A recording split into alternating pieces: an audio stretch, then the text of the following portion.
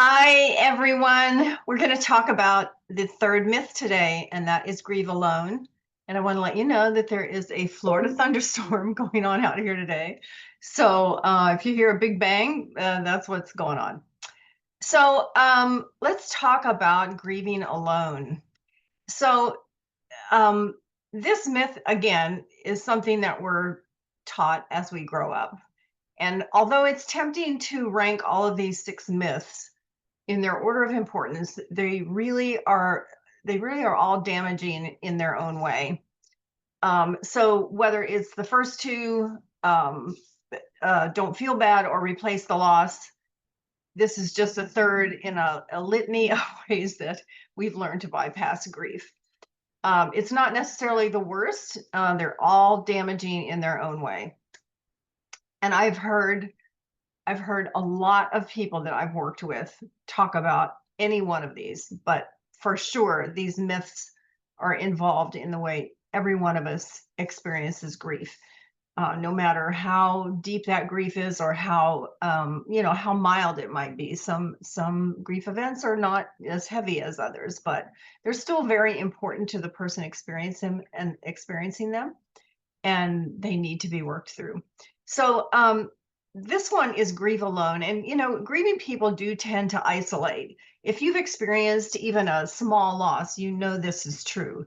You might remember maybe how something went wrong at work. Maybe you lost a promotion, or maybe you had a friend that decided to walk away. It could be any number of things.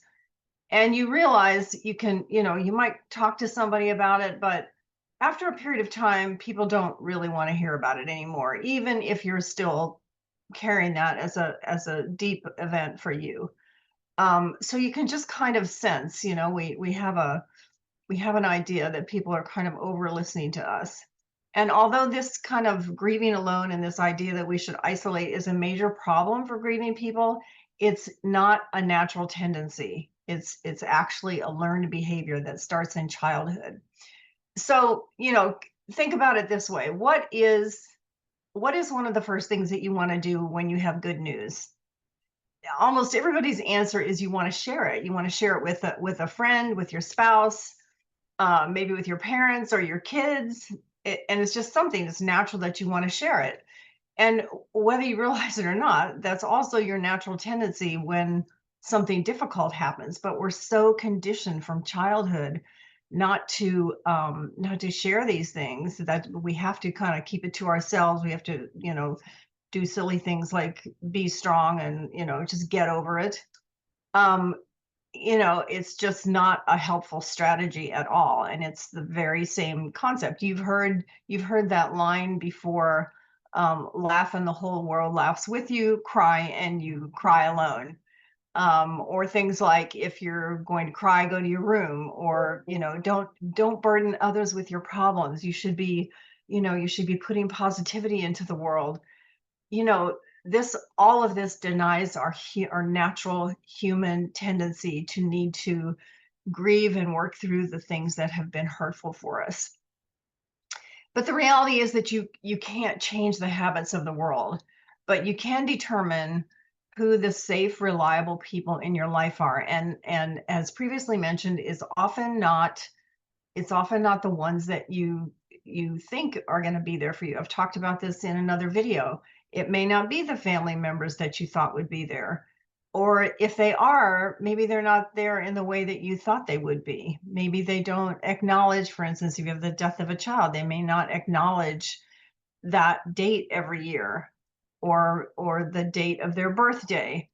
But this is very common, but it doesn't mean they don't care. So the recommendation is for you to identify someone who's close to you, who that you trust, that you can talk to about, you can open your heart, and that that they'll be there for you. And it might be a family member, it might not. It might just be a good friend, or it might even be an acquaintance. Sometimes our, people that we randomly meet can relate to this kind of thing even better than people that we know. But it's important to know that these are natural, powerful emotions, and that they do deserve to be expressed. But trust in a relationship is important, and you want to be sharing with someone that you can trust, that can hold that space for you.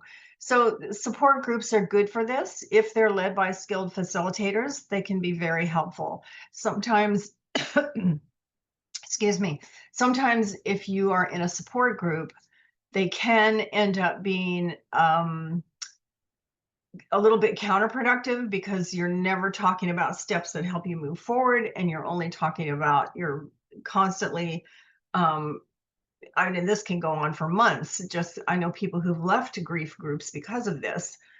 Yes, it's super important to share, but at some point we do all have to make the commitment to take certain steps to facilitate our healing. And there are actual steps and appropriate tools that you can take to that you can utilize to move forward.